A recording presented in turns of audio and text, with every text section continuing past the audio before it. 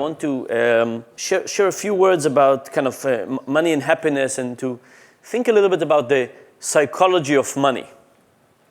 So money is all about opportunity cost, right? Every time you buy something, you're giving something up. So if you buy a cup of coffee, what you should be thinking is, what am I giving up? What am I giving now? And what am I giving in the future for this particular pleasure? The problem is it's very hard to think about opportunity cost.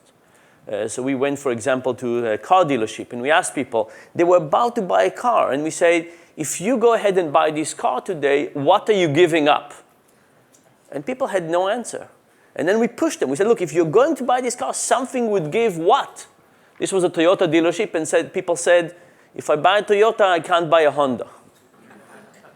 So people were making a substitution in the same time frame in the same product category. Now, what people should have said is, this is 700 lattes and 30 books and 2 weeks of vacation and so on. But the substitution across domains and across time is very, very tough. So money is something that we use all the time, and because of that, we often think we're experts about money. But the reality is that thinking correctly about money is just something very, very tough. So one thing, both Mike and Paul showed is we just don't know how to think about it. But the interesting thing is that we're about to design new electronic payments. And as we design those electronic payments, there's a question of what kind of payments are we going to design and how they're going to work. So I want to talk to you about 2 principles to think about how money should look like. So one mistake people do, because we can't do the right thing for the right reason, we do things for the wrong reason, is that we think about relativity. Rather than think about absolute amounts, we think about relative amounts. So here are a few examples. Imagine you're going to buy a pen, and the pen is $15, and as you're about to check out, the cashier says, you know what, you look like you have a really nice face. I have to tell you, there's another store selling the same exact pen 5 blocks down the street for $8 less. Instead of for 15, it's for 7. How many of you would walk 5 blocks to save this $8? Okay, a few people. Case number 2, you're buying an Armani suit. It's a $1,015. And as you check out, the salesperson said, just to tell you the truth, there's another store 4 blocks down the street selling the exact same suit, instead of for $1,015, for $1,007. $8 less. How many of you would now walk to save the money? No. Your bank account, of course, doesn't care where the money is coming from. $8 is $8, but we think about money in relative terms. How many of you ever renovated an apartment or a house? Okay. And under those conditions, how many of you got your contractor to come to you and say, for only $5,000 more, you could get something Italian? Yeah. And how many of you in those moments very quickly made a decision this was worthwhile, and then went to the supermarket and considered whether you should buy the expensive tomatoes or the cheap tomatoes? Right? In a one-moment decision, you could have spent more money than the rest of your life making decisions about tomatoes. But if you're spending so much money, and because we think about percentage, you can make decisions about thousands of euros at the moments without really thinking very much. And here's the last example. Imagine you're buying a car, it's 30,000 euros, and the salesperson tells you that for $2,000 or 2,000 euros more, you could get the seats in leather.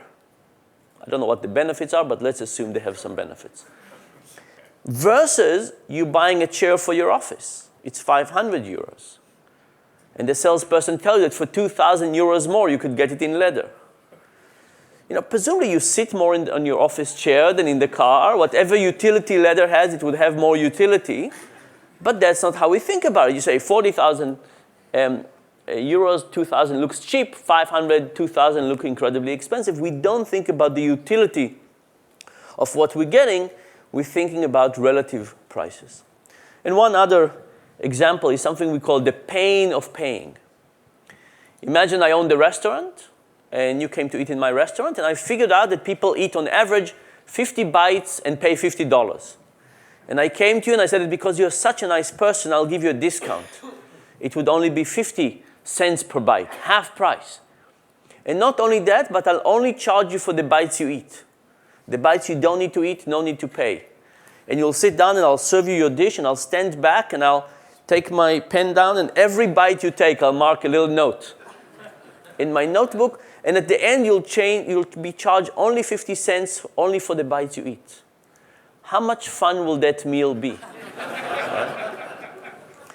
When I teach my PhD seminar, on the day when I teach them on the psychology of money, I bring pizza and I charge them 25 cents per bite.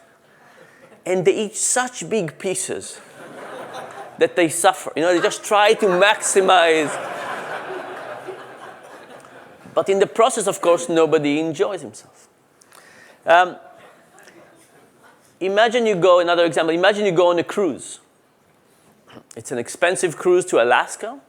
And you can pay in one of two ways. You can pay either the moment you get off the boat, or you can pay 6 months in advance. Which one of those is the rational thing to do? The rational thing to do is to pay the moment you get off the boat. You get to keep the money for 6 more months, you could get some interest maybe, and so on. But if you paid the moment you get off the boat, how much fun will the last day of the cruise be? Right? You would probably spend the whole day in the buffet trying to amortize your investment. Now, if you think about this notion, this is really a notion about saliency of payment. The idea is that every time you pay something and you're aware of your payment, your enjoyment drops. Right? But if you pay in advance or you pay after the fact, somehow this association between payment and consumption changes, and therefore our happiness changes.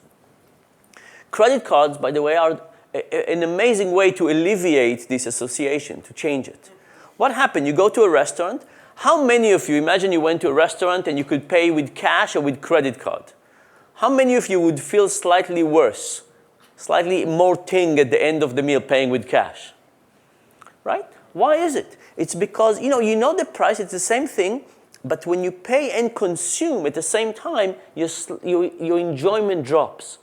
But if you just signing and you're paying somewhere in the future, that's easier. You disassociate the timing. If you got a gift certificate, then of course it's really easy to spend because the money is completely disassociated from the payment, is disassociated from the experience. So as we build electronic payments, we need to ask ourselves, which ones do we want to build? Do we want to build things that would disassociate money from payment to a high degree and therefore give people no guilt of spending? Or do we want to associate them? And the answer is actually quite complex, because there are some things we might think that people don't buy enough of, and therefore we might want them to buy more of. And there are some things we think people spend too much money on. Imagine, for example, what happened with energy consumption. Right now, we have no feeling about how much energy we're spending. How much is it costing us? Imagine we went back to the old British system in which you had to put coins to operate your heater. How comfortable will your homes be?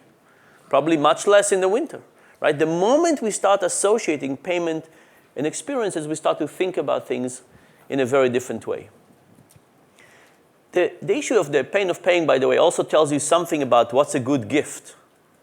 Think about it. What's a good gift to give somebody? Micah talked about all kinds of gifts, but what characterizes good gifts? One of the things that characterize them is something that somebody wouldn't buy for themselves, which is a very strange category, but it exists. Imagine you walk down the street and you see a beautiful cashmere sweater. And you go in the store and you put it on and it's beautiful color and shape and it's the right size.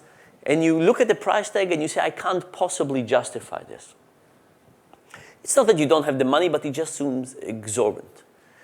You leave it at the store, you walk home, only to discover that your significant other bought you that exact same sweater from your joint checking account. How would you feel? Right? Would you say, honey, thank you very much for thinking about me. I thought about it myself. I decided this was not worth the price. Please return it and put the money back into our checking account. Of course not. You would appreciate the fact that they took away the guilt out of this purchase. So if you think about this, money is really very complex.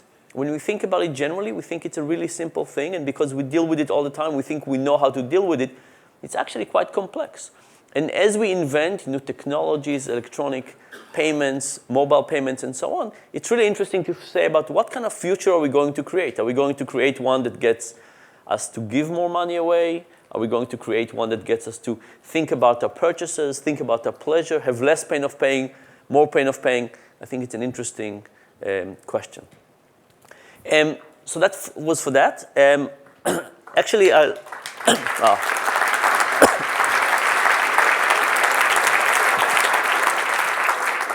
I do want to make one public announcement.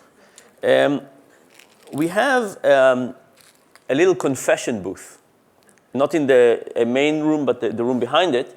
And we're asking people to come and confess to some lies you've told. You know, we all tell some lies at some point.